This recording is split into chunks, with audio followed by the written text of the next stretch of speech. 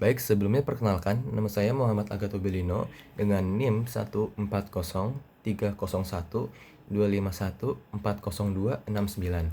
Di sini saya akan membacakan menceramahkan tentang syarat haji. Assalamualaikum warahmatullahi wabarakatuh. Alhamdulillahirabbil alamin. Wassalatu wassalamu ala asyrafil anbiya'i wal mursalin Sayyidina Muhammadin wa ala alihi wa sahbihi ajmain amma ba'du. Sahabat yang beriman yang dirahmati Allah, setiap muslim pasti punya rindu yang sama. Rindu untuk melihat Ka'bah, rindu untuk bersujud ke Masjidil Haram, dan rindu untuk menyempurnakan rukun Islam yang kelima, yaitu ibadah haji. Namun, rindu saja tidak cukup. Kita butuh ilmu. Jangan sampai kita punya rezeki untuk berangkat, tetapi ibadah kita tidak sah karena ketidaktahuan kita akan aturan mainnya. Nah, pada ceramah kali ini, saya akan mengajak teman-teman semua untuk membedah aturan haji dan umroh berdasarkan salah satu kitab fikih paling dasar dan paling masyhur di kalangan pesantren, yaitu Kitab Matan Tokrib karya Al-Qadi Abu Syuja. Kita akan bahas tuntas mulai dari syarat wajib, perbedaan rukun, dan wajib haji yang sering tertukar, sampai denda-denda atau dam yang harus dibayar jika kita melanggar aturannya. Insya Allah, ceramah kali ini bermanfaat bagi kita semua. Kita mulai dari yang paling dasar dulu. Siapa sih yang sebenarnya untuk diwajibkan Allah untuk haji? Apakah semua orang? Ternyata tidak.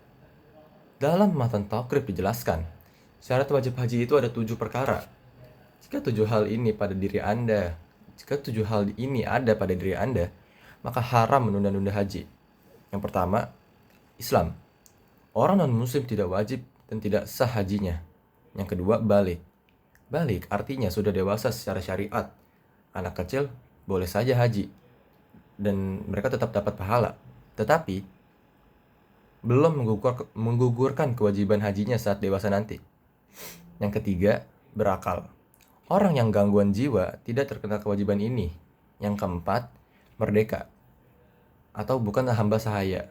Nah, 3 syarat berikutnya ini yang berkaitan dengan kondisi fisik dan finansial kita. Yang kelima, adanya bekal dan kendaraan.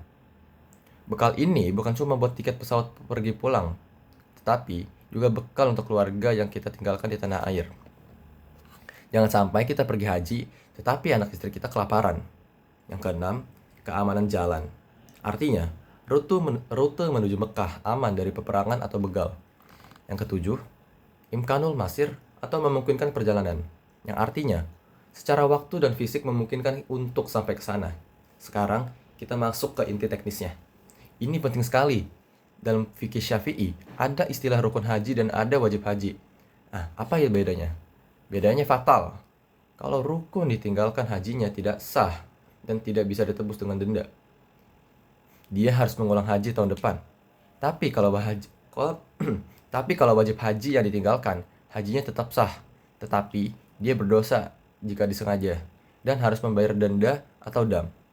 Mari kita bedah rukunnya dulu. Di kitab Tokrib, rukun haji itu ada 4. Yang pertama, ihram dengan niat, yaitu berniat masuk ke dalam wilayah ibadah haji. Hati berniat, fisik memakai kain ihram. Wukuf di Arafah. Ini puncaknya. Waktunya tanggal 9 Zulhijjah. Barang siapa yang terlewat wukuf, maka batal hajinya dan harus tahallul menjadi umroh. Tawaf ibadah, mengelilingi Ka'bah 7 kali setelah dari Arafah. Sa'i, berlari-lari kecil antara Safa dan Marwah.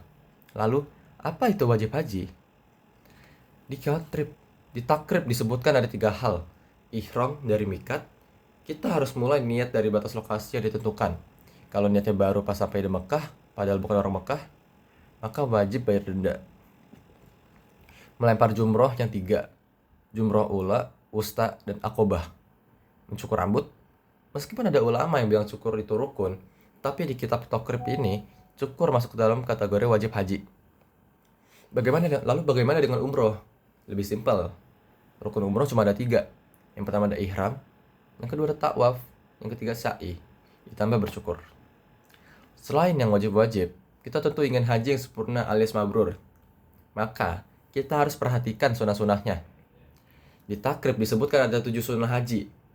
Yang pertama, ifrat, yaitu mendahulukan haji dulu baru umroh. Yang kedua, ada talbiyah. Talbiyah artinya memperbanyak bacaan labbaik Allahumma labbaik. Seperti itu. Yang ketiga, tawaf kudum. Tawaf kudum ini berarti tawaf selamat datang saat baru sampai Mekah. Yang keempat, sholat sunat tawaf. 2 rakaat setelah sholat tawaf. Nah, untuk poin kelima dan poin keenam, ada catatan menarik. Di teks asli takrib disebutkan bahwa bermalam atau mabit di Musdalifah dan bermalam di Mina itu hukumnya sunnah.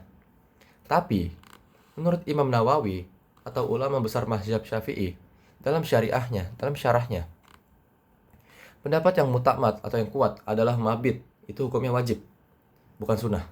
Jadi, sebaiknya jangan ditinggalkan ya. Yang ketujuh adalah tawaf wada. Tawaf wada ini artinya tawaf perpisahan sebelum pulang ke tanah air.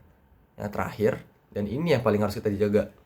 Saat kita sudah pakai kain ihram, ada 10 larangan atau muharramat yang tidak boleh dilanggar. Saya bagi jadi 3 kategori, biar mudah ingatnya. Seputar pakaian. Laki-laki dilarang pakai baju berjahit dan tutup kepala. Perempuan dilarang tutup wajah atau cadar dan sarung tangan. Seputar tubuh, dilarang pakai wangi-wangian, dilarang potong kuku, dilarang menyisir atau mencukur rambut. Lalu selanjutnya seputar interaksi dan lingkungan. Dilarang membunuh hewan buruan darat, dilarang akad nikah, dan dilarang berhubungan suami istri atau jimak atau bermesraan. Hati-hati, melanggar ini ada konsekuensinya atau dam. Kalau melanggar soal cukur rambut atau wangi-wangian, dendanya boleh pilih, potong 1 kambing, atau puasa 3 hari, atau sedekah 3 sya ke 6 orang miskin. Tetapi kalau melanggar larangan berhubungan suami istri, ini fatal. Hajinya bisa rusak, bahkan bisa batal. Tetapi, dia harus tetap menyelesaikannya sampai akhir. Wajib mengulang tahun depan, dan dendanya berat, yaitu menyembelih seekor unta. Bagaimana kalau tidak punya unta? Ganti sapi. Bagaimana kalau tidak ada sapi? Ganti 7 kambing. Kalau masih tidak ada juga, dihitung seharga unta dibelikan makanan untuk fakir miskin. Sahabatku sekalian, begitu detailnya para ulama menyusun aturan ini agar ibadah kita diterima oleh Allah Subhanahu wa Ta'ala. Haji adalah simulasi kematian. Kita menanggalkan pakaian kebanggaan duniawi hanya untuk memakai 2 helai kain putih, sama seperti kain kafan. Kita berkumpul di padang Arafah, simulasi padang mahsyar nanti.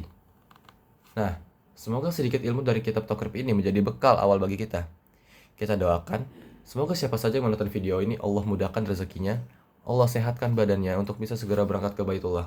Amin, amin, ya Rabbal Alamin. Terima kasih telah menyimak.